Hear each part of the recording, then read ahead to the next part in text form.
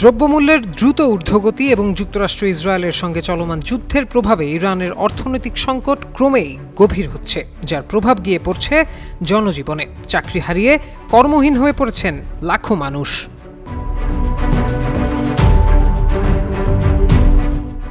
খাদ্য, ওষুধ থেকে শুরু করে গাড়ি, বৈদ্যুতিক যন্ত্রপাতি বা পেট্রোকেমিক্যাল পণ্য, প্রায় সবকিছুর দামই গত সপ্তাহের তুলনায় চলতি সপ্তাহে অনেকটাই বেড়েছে।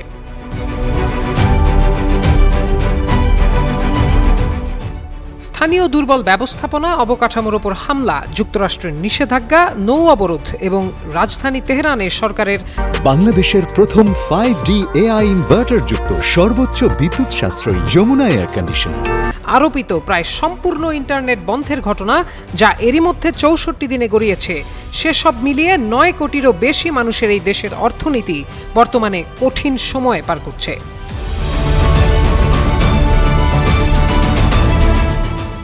ইরানের জাতীয় মুদ্রা রিয়াল খোলা বাজারে মার্কিন ডলারের বিপরীতে রেকর্ড সর্বনিম্ন পর্যায়ে নেমে ১৮,৪০,০০০-এ দাঁড়িয়েছে। বাজারে অস্থিরতার কারণে মুদ্রা লেনদেনও কমে গেছে।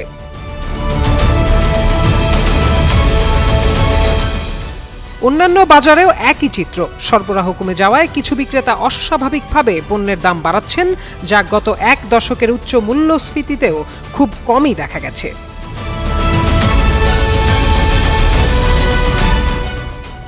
এমন একটি উদাহরণ আইফোন 17 প্রো ম্যাক্স। অ্যাপেলের এই মডেলের মুঠোফোনটির 256 জিবি সংস্করণটি যেখানে যুক্তরাষ্ট্রে $১,২০০ বিক্রি হচ্ছে, সেটি তেহরানের কিছু দোকানে বিক্রি হচ্ছে প্রায় $২,৭৫০।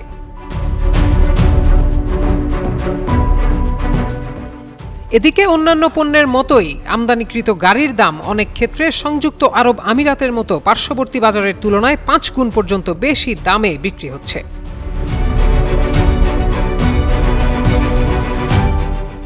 বর্তমানে ইরানে মাসিক ন্যূনতম মজুরি ১৭ কোটি রিয়ালেরও কম, যা প্রায় $৯২। যদিও পারস্য বর্ষপঞ্জি অনুযায়ী ২১ মার্চ শুরু হওয়া নতুন বছরে সরকার এটি প্রায় ৬০% বাড়িয়েছে। এছাড়া সরকার প্রতি ব্যক্তিকে মাসে প্রায় $১০ কম মূল্যের খাদ্য ও নিত্য প্রয়োজনীয় পণ্যের ভর্তুকি দিচ্ছে।